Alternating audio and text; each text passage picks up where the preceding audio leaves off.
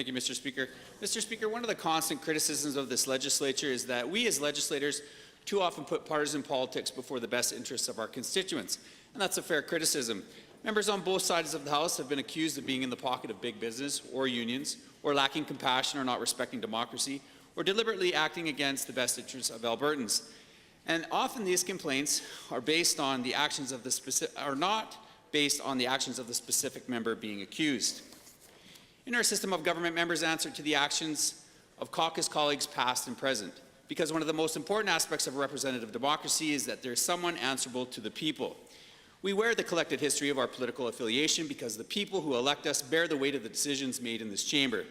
And it's true, the Progressive Conservatives, after 44 years of governing this great province, have more history to account for than any other party in this House.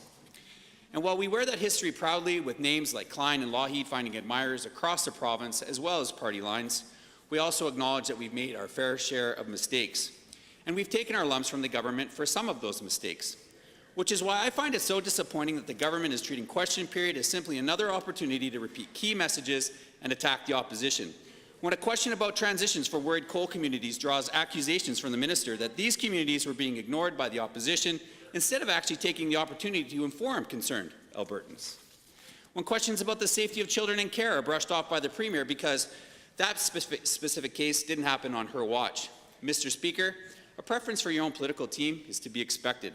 But when that preference for your own team or your disdain for the opposition continue to cloud your better judgment and prevents you from answering questions given to us justifiably by concerned Albertans, then your preference has become a prejudice and an obstacle to good governance. Thank you.